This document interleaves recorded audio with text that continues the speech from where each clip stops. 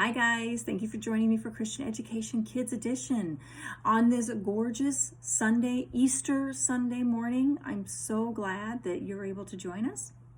And if it's afternoon or evening or tomorrow or the next day, that's fine too, because it's Easter and we have places to go and people to see, right?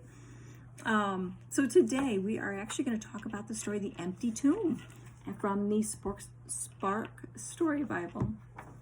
But before we do that, I want to talk a little bit about what happened 3 days before that. So Jesus had been arrested because they said he was saying he was a king, which he is a king in heaven, right? So he was arrested, and even though he didn't really do anything wrong, all he really did was help people. And he died on the cross. And before he died, he actually talked to the two other people who were on crosses on that side and on that side. And he forgave everybody's sins who had put him there. He said, forgive them. They don't know what they've done. And he even told one of the thieves next to him, who was a burglar, he said, you're going to see me in heaven. I've saved a place for you. He forgave people right up to the end and helped people up until the very last moment, his last breath. But it wasn't really his last breath, was it?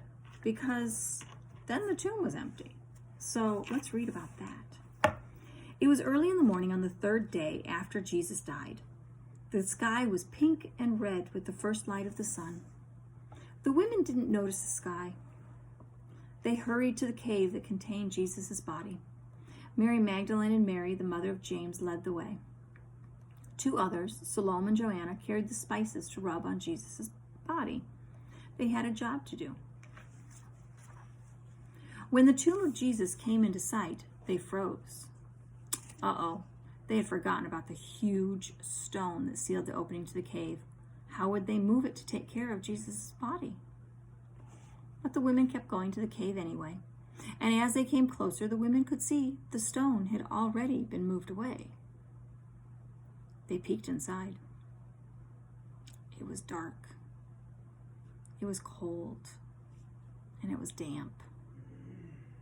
And it was empty. Jesus was gone. An angel appeared in sparkling white clothes. The glow from the angel brightened even the darkest corners of the cave.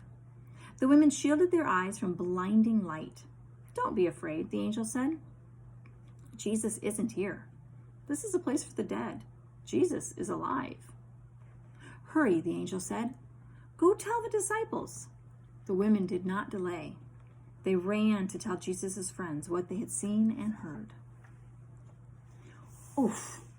Mary bumped into a man, tripped, and fell at his feet. She knew those feet. A familiar hand reached up to help her. Wait, she knew that hand. And yes, she knew the smile. It was Jesus. Hello, friend, Jesus said.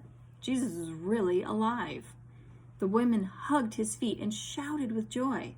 Go tell the others the good news that I am alive, Jesus said.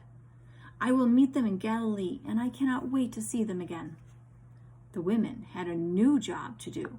They had to tell everyone that Jesus was alive. So Jesus died on the cross and rose again. And when he did that, he paid for all of our sins, anything we've ever done wrong. And we're forgiven. And that's it. It's that simple.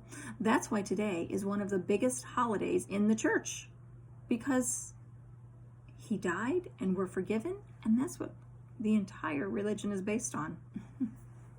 So today for our craft, you may have noticed you have a sticker and you have a rock in your bag. Just peel the back of the sticker off and stick it on the rock.